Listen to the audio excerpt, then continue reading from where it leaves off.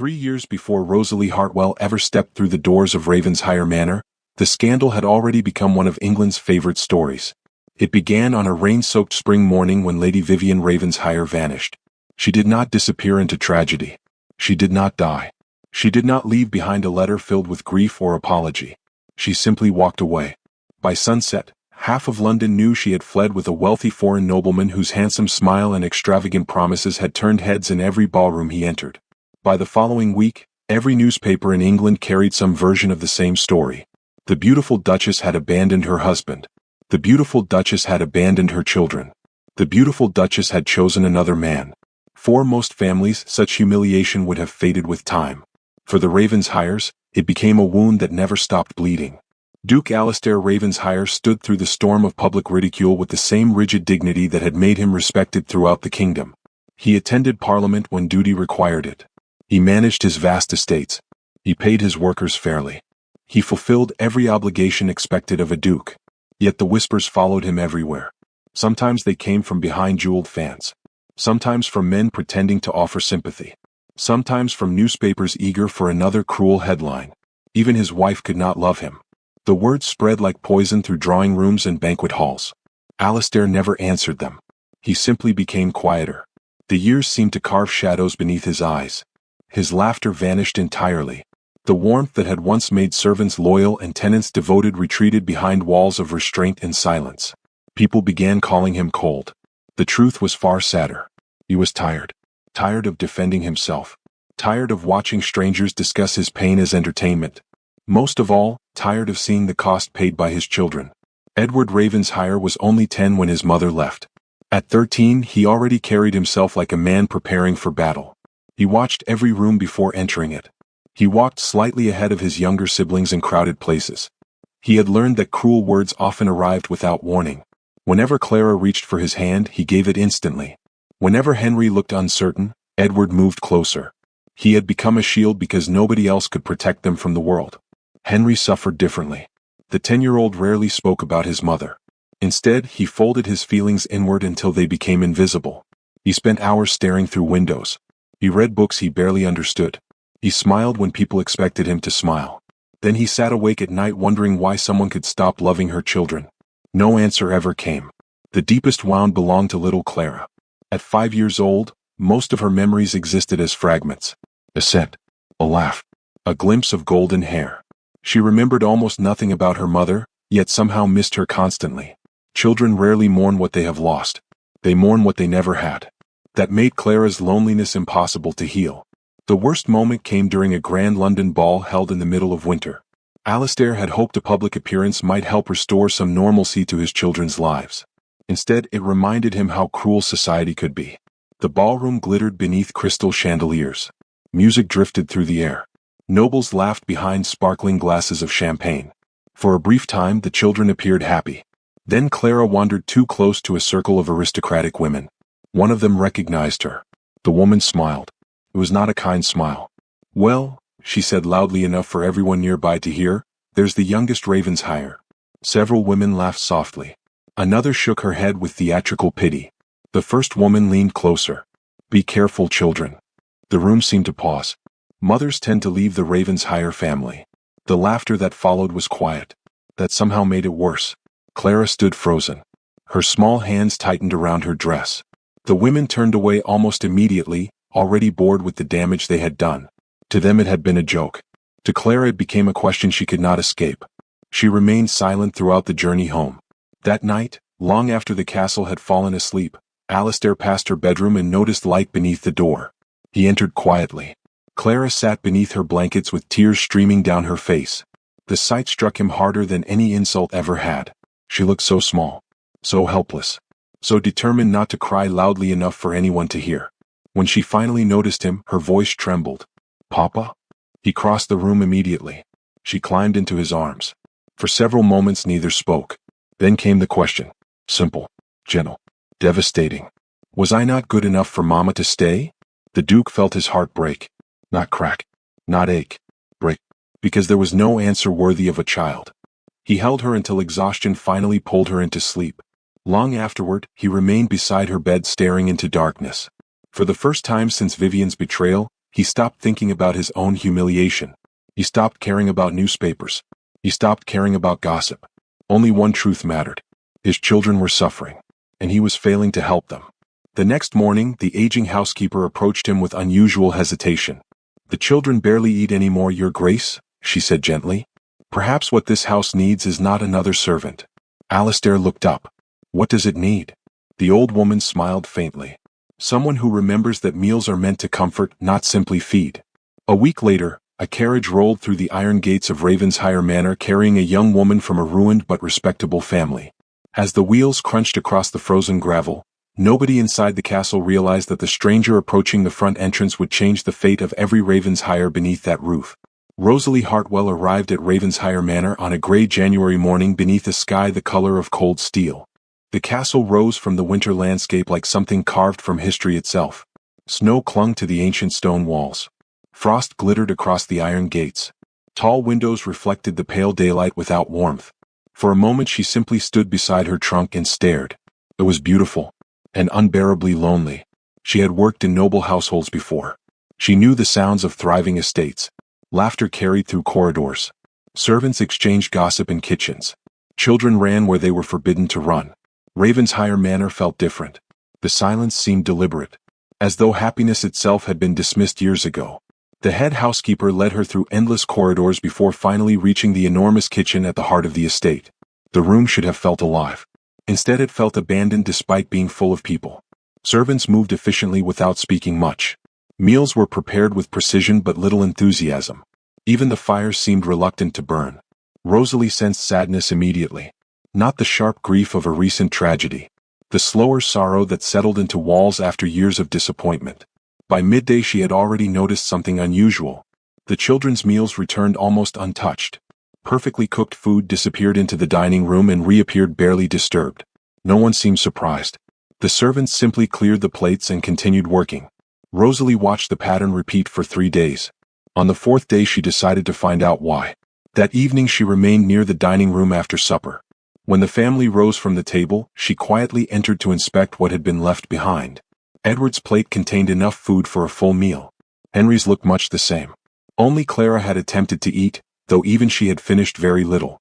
Rosalie frowned. Children did not simply stop eating. Something else was happening. The answer arrived the next afternoon. She was carrying a basket of vegetables through a side corridor when she noticed Edward slipping something into his coat pocket. The movement was quick, practiced. Rosalie followed discreetly. A few minutes later she discovered him in a quiet sitting room beside Clara. The 13-year-old removed pieces of bread from his pocket and handed them to his sister. Clara accepted them eagerly. Rosalie understood immediately. The children were not refusing food. They simply hated eating in the dining room. Before either child noticed her, she quietly retreated. That evening she found Henry sitting alone near the kitchens. A napkin rested in his lap. Inside it lay slices of roasted meat from supper. He looked mortified when she saw them. Rosalie sat beside him. "I assume you plan to feed an army." Henry stared at the floor. "I wasn't hungry." She smiled gently. "That would be more convincing if you weren't hiding enough food for 3 people. The boy looked miserable. For several moments neither spoke. Then he whispered the truth. "The dining room feels empty." Rosalie felt her heart tighten. She finally understood. The problem was not the food. It was the loneliness served beside it. The following morning she changed everything. Instead of preparing another formal breakfast, she baked warm cinnamon bread before dawn. The smell drifted through the manor long before anyone reached the kitchen. Clara arrived first. The little girl appeared in the doorway wearing a nightgown and curiosity. Rosalie handed her a small piece. Clara smiled after the first bite. It was the brightest expression Rosalie had seen since arriving. Henry came next. Edward arrived last. Pretending he had no interest in any of it, Rosalie invited them to help knead dough. Edward immediately refused. Henry hesitated. Clara climbed onto a stool before anyone finished speaking. Within minutes flour covered her sleeves. The sight finally earned a laugh from Henry. The sound startled him. As though he had forgotten he was capable of making it. Rosalie pretended not to notice. The next morning the children returned. And the morning after that. Soon the kitchen became their refuge. They learned to roll dough, shape pastries, stir soup, measure ingredients. Mistakes became jokes rather than failures. One afternoon Henry accidentally launched flour across the room. Clara retaliated instantly. Edward attempted to remain dignified for nearly 30 seconds. Then he joined the battle. The kitchen erupted into chaos. White clouds filled the air. Servants laughed openly. Clara shrieked with delight. Rosalie found herself laughing so hard she could barely breathe. For the first time in years, Ravensheir Manor sounded like a home. The transformation spread beyond the kitchen. Henry spoke more often. Clara smiled more easily. Even Edward's constant vigilance began to soften. One evening Rosalie discovered him repairing Clara's broken toy horse. "You take care of everyone," she said quietly. He shrugged. "Someone has to." The words belonged to a child. The weariness behind them belonged to a man. Rosalie sat beside him. "You are allowed to be 13 sometimes." Edward stared at the toy. No one had ever told him that before. Something vulnerable flickered across his face before disappearing. From that night forward he trusted her. The person most unsettled by these changes was Duke Alastair Ravensheir. At first he simply noticed the laughter. Then he noticed his children voluntarily leaving their rooms. Then he noticed Clara speaking constantly about the kitchen. Every improvement seemed connected to one person. Miss Rosalie Hartwell. One rainy afternoon he finally witnessed it himself. Clara stood beside the stove while Rosalie prepared stew. Henry rolled pastry nearby. Edward argued about seasoning as though it were a matter of national importance. The scene looked absurdly ordinary, and therefore miraculous. Then disaster struck. Clara slipped. A large pot of boiling stew lurched dangerously toward her. Everything happened in seconds. Rosalie moved first. She grabbed the iron handle and dragged the pot away from the child. The stew never touched Clara. But Rosalie's bare hand struck the scorching metal. The burn was immediate. Pain flashed across her face. Clara burst into tears. Alastair crossed the room before anyone else could react. That evening, after the household settled, Rosalie sat alone while cool cloths eased the injury. A knock sounded at the door. She looked up. The Duke entered carrying fresh bandages. Without a word he sat beside her. His hands were steady as he carefully wrapped the burn. Neither spoke for several moments. The silence felt strangely intimate. When his fingers brushed hers, Rosalie forgot to breathe. When she looked up, she found him watching her. Not as a servant. Not as an employee. As a woman. Something unspoken passed between them. Something neither dared name. Then footsteps echoed outside the corridor. The moment broke. Yet as Alastair rose to leave, his gaze lingered on her face longer than it should have. And for the first time since arriving at Ravensheir Manor, Rosalie realized the greatest danger awaiting her inside this castle might not be loneliness at all. Christmas arrived beneath a sky of brilliant silver. Fresh snow blanketed the countryside surrounding Ravensheir Manor, transforming fields and forests into a world that seemed painted from a fairy tale. The children had been counting the days until the annual Christmas market in the nearby town, and for once their excitement overcame every lingering shadow from the past. Rosalie watched Clara press her face against the carriage window as they traveled along the snowy road. "I want ribbons," Clara announced. "You said that yesterday," Henry replied. "I still want ribbons." Edward rolled his eyes. "You also wanted a pony yesterday." "I still want that too." Rosalie laughed. The sound drew smiles from both boys. Moments like these had become common over recent months. The children who once hid from the world now spoke freely. The kitchen had become the center of their lives, and somehow the warmth created there seemed to follow them everywhere. Only one person remained behind. Duke Alastair Ravensheir. Estate business had delayed his departure, and he promised to join them before evening. Clara complained for nearly half the journey. Rosalie secretly agreed with her. The town bustled with holiday celebrations. Music drifted through crowded streets. Merchants sold roasted chestnuts and sweet pastries. Children darted between decorated stalls carrying wooden toys and bright ribbons. For several wonderful hours, the Ravensheir children looked like ordinary children. Not abandoned heirs. Not objects of gossip. Simply children. Rosalie treasured every second. Then the weather changed. The first warning came from the wind. A sudden icy gust swept through the market square, scattering snow across cobblestones. Merchants glanced toward the darkening horizon. Within minutes gray clouds swallowed the sun. The cheerful atmosphere began dissolving into nervous urgency. Shopkeepers started closing their stalls. Families hurried toward shelter. Snow began falling heavily. Rosalie's stomach tightened. The journey home suddenly seemed far less simple. They departed immediately. 2 servants accompanied the children while the carriage attempted to navigate worsening conditions.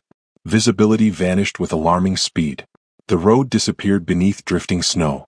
Trees became dark shapes hidden behind swirling white curtains. The horses struggled against fierce winds. Soon progress slowed to a crawl. When the carriage could go no farther, everyone continued on foot toward a nearby hunting lodge known to exist several miles away. The storm intensified. Snow lashed their faces. The air itself felt sharp enough to cut skin. Rosalie kept Clara wrapped inside her coat while Edward and Henry walked beside the servants. No one spoke much. The blizzard swallowed every sound. Then disaster struck. It happened near a frozen river.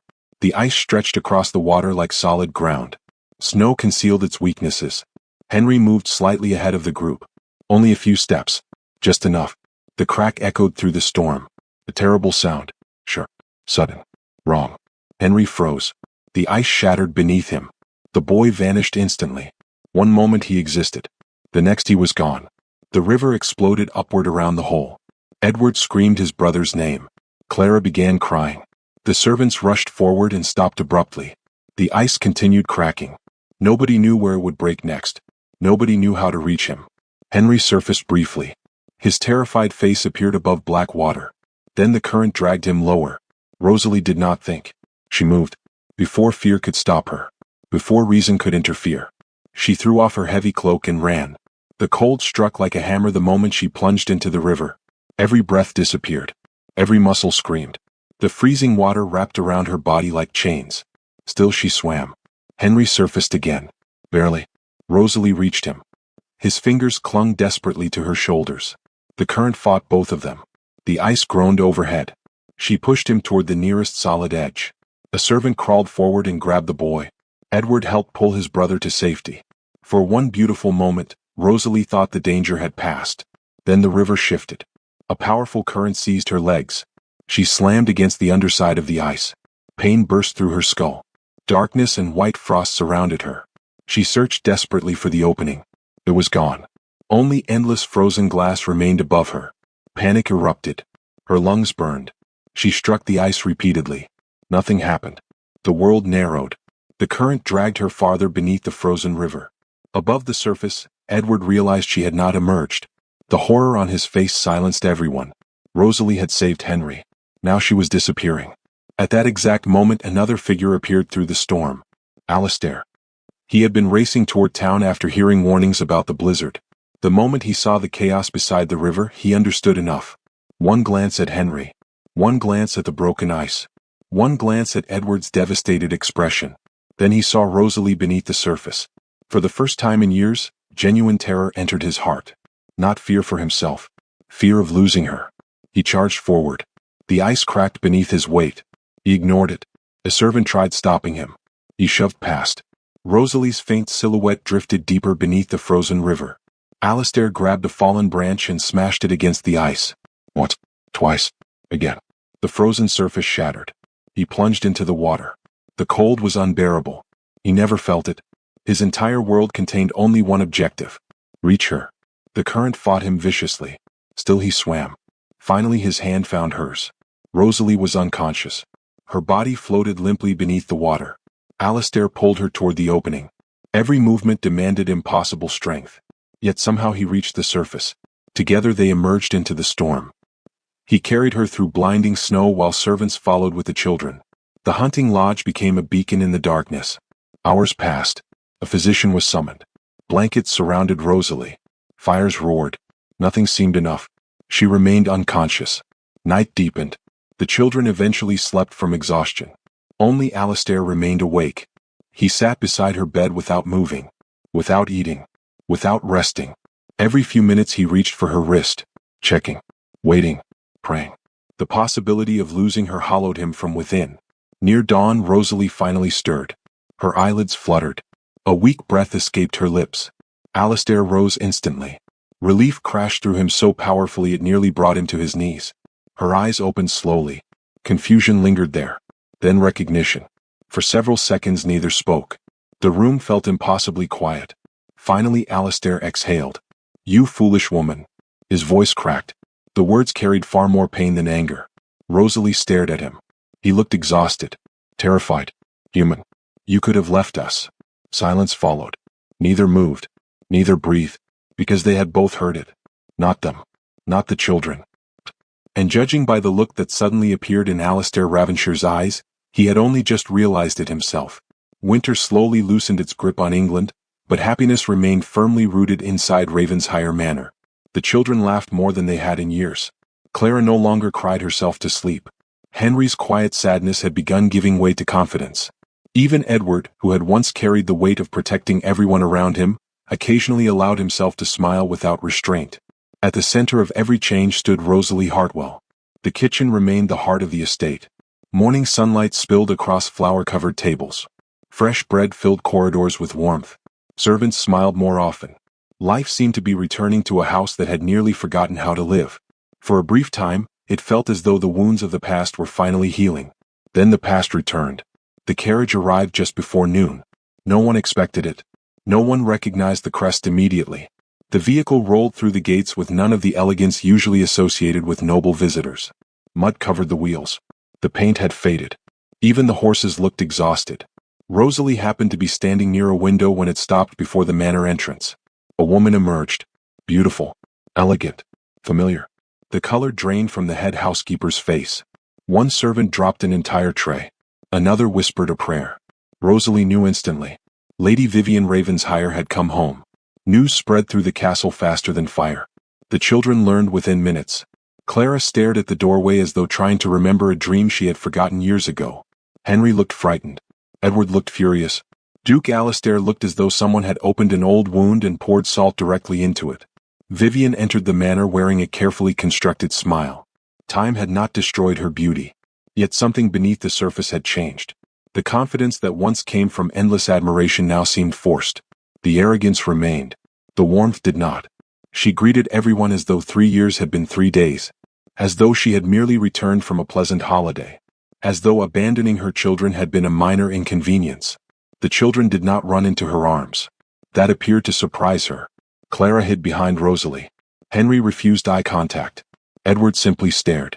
The silence was devastating. For the first time, Vivian seemed to understand that absence carried consequences.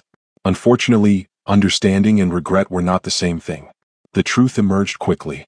The foreign nobleman she had abandoned her family for was gone. His fortune had disappeared. His affection had vanished even faster. He had left her with debts, humiliation, and no title worth mentioning. Now she wanted the only thing she had once thrown away. The Ravensheir name. The Ravensheir wealth. The Ravensheir position. Rosalie watched carefully. Every conversation felt calculated. Every smile seemed rehearsed. Vivian rarely asked about the children's happiness. Instead she asked about the estate, the finances, the household, the future inheritance. Edward noticed it too. One evening he cornered Rosalie inside the kitchen. "She doesn't love us." The statement was painfully direct. Rosalie set aside the loaf she was slicing. "Edward." "No." His voice remained calm. That somehow made it worse. "She wants something." Rosalie could not deny it. The boy had inherited his father's intelligence. He saw far more than adults realized. Meanwhile, society embraced Vivian's return with predictable enthusiasm. The scandalous Duchess had come home. London adored the story. Invitations arrived immediately. People who had mocked Alastair suddenly welcomed him again. The same aristocrats who once pitted the abandoned family now celebrated reconciliation. Their hypocrisy disgusted Rosalie. The worst moment came during a royal gathering several weeks later. Alastair attended reluctantly.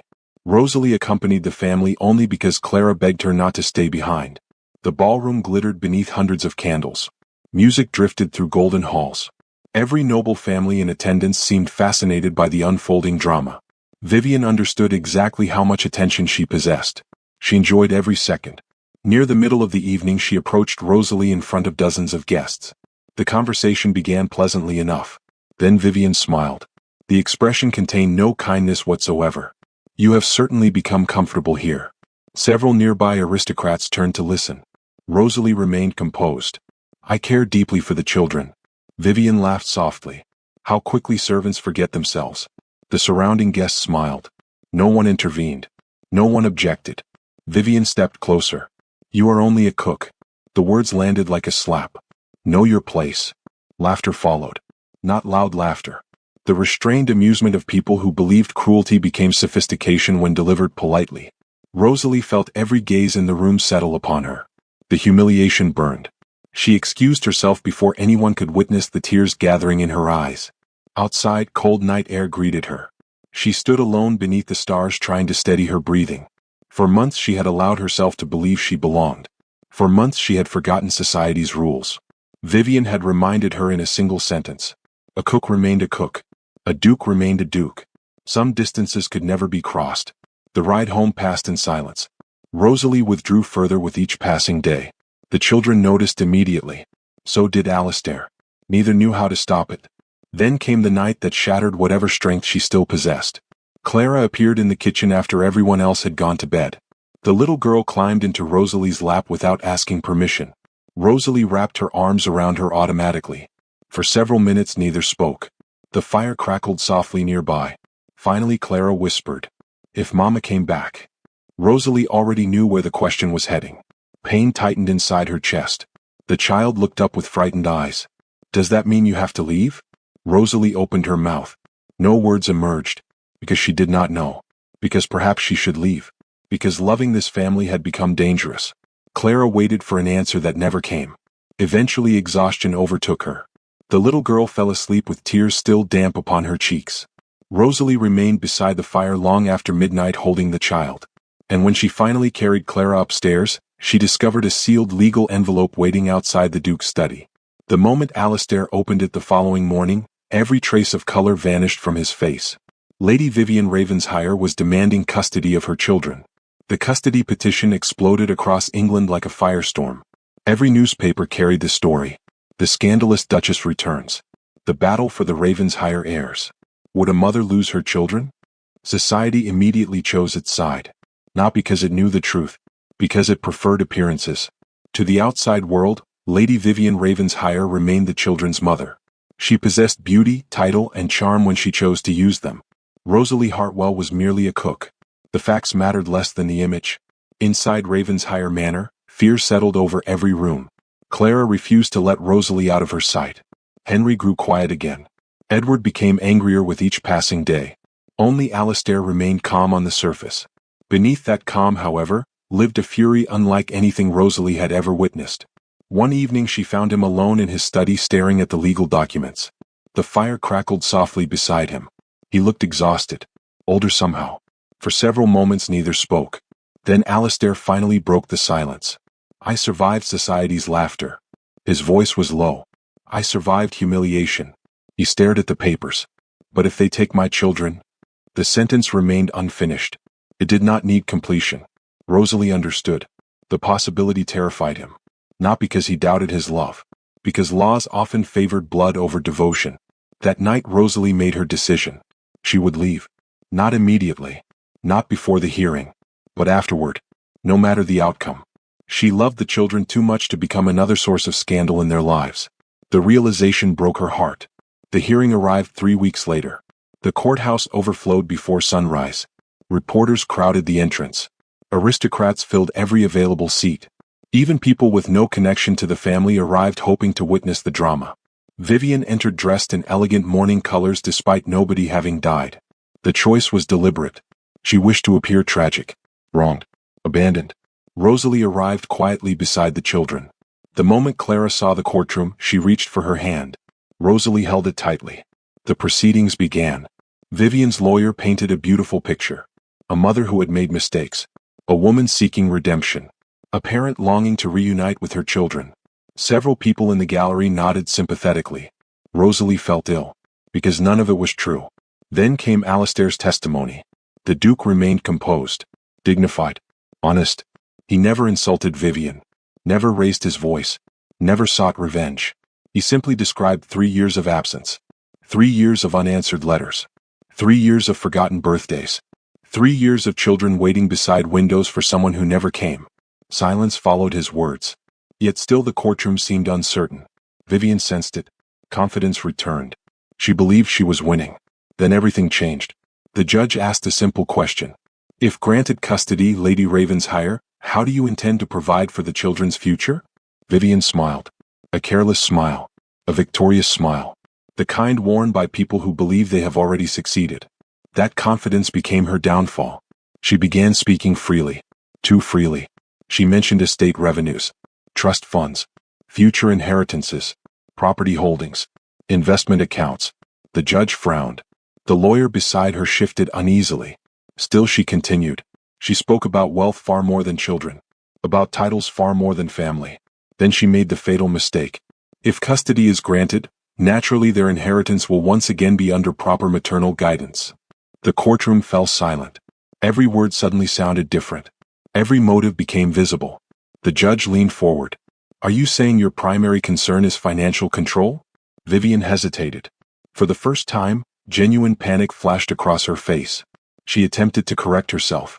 The damage was already done. Questions followed. Then more questions. Each answer exposed another contradiction. Another selfish motive. Another lie. The elegant mask she had spent months constructing collapsed completely. By the time the testimony ended, the courtroom no longer saw a devoted mother. It saw an opportunist. A woman interested in wealth rather than children. A woman who had returned only after losing everything else. The atmosphere shifted dramatically. Even the reporters stopped smiling. Yet the most powerful moment was still waiting. The judge turned toward the children. You are not required to speak. Edward rose anyway. The 13-year-old stood with his shoulders straight. His voice trembled only once. Then not at all. The room watched in silence. Many expected childish emotion. What they received was truth. I remember the day my mother left. Nobody moved. Nobody interrupted. Edward continued. I remember Clara crying. I remember Henry waiting for letters that never came. His gaze found Vivian briefly. There was sadness there. Not hatred. That made it far more powerful. You gave birth to us. The words echoed through the chamber. But you did not raise us. Tears appeared in Clara's eyes. Henry stared at the floor. Edward looked toward Rosalie. Then back to the judge. A mother is not the woman who gives birth. The silence deepened. A mother is the woman who stays. His voice grew stronger. And ours stayed. Several people openly wiped tears from their eyes. Even the judge looked affected. Edward slowly sat down. The hearing ended shortly afterward. The ruling arrived before sunset. Vivian's petition was denied. The children would remain with their father. The courtroom erupted into whispers. Clara burst into tears of relief. Henry hugged Edward. Alistair closed his eyes briefly as though releasing years of tension. Rosalie smiled through her own tears. The family had won. Which meant it was finally time for her to leave. That evening she packed quietly. No dramatic farewell. No explanation. She believed it would hurt less that way. The carriage waited outside the manor gates before dawn. The sky glowed pale gold along the horizon. Rosalie climbed inside. For several moments she simply sat there, trying to gather enough courage to leave the people she loved. Then shouting erupted behind her. The carriage stopped. She looked through the window. A crowd was gathering. Servants, villagers, reporters who still lingered after the hearing. And running through them came 3 children. Clara reached the carriage first. Rosalie stepped down immediately. The little girl threw herself into her arms. Don't go. The plea shattered what remained of Rosalie's resolve. Before she could answer, another figure emerged from the crowd. Alistair. His expression held absolute certainty. He walked directly toward her. Then, before hundreds of stunned witnesses, he dropped to one knee in the muddy street. Gasps echoed everywhere. Nobody expected a duke to kneel there. Not in a palace. Not in a ballroom. Not before servants and strangers. Yet he remained exactly where he was, looking only at her. 3 years ago my children lost a mother. Emotion thickened his voice. I lost hope. Clara tightened her grip around Rosalie's hand. Henry and Edward stood beside their father. Alistair continued. Then a cook walked into my kitchen. His eyes never left hers. She taught my children how to laugh. She taught this house how to live. And she saved all of us. Tears blurred Rosalie's vision. The entire world seemed to disappear. There was only him. Only this moment. Only the family standing before her. Rosalie Hartwell. His voice softened. Will you allow us to be your family forever? A sob escaped Clara. Henry smiled through tears. Edward looked hopeful for the first time in years. Rosalie understood then. Families were not created by blood alone. They were built through loyalty, through sacrifice, through choosing one another every day. With trembling hands she nodded. Yes. The children cheered. The crowd erupted. Alistair rose and pulled her into his arms. 1 year later, the kitchen remained exactly as it had been. Not because Duchess Rosalie Ravensheir still worked there. Because she refused to let anyone change it. The flower-covered table remained. The old stove remained. The warmth remained. It was where their family had begun. Above the fireplace hung a large painting. Rosalie holding Clara while stirring soup, Edward kneading dough, Henry rolling bread, and Alistair standing quietly in the doorway watching them. The exact moment everything changed. The exact moment love returned to Ravenshire Manor. The Duke had ordered a cook for his lonely heirs. Instead, fate had sent them a mother.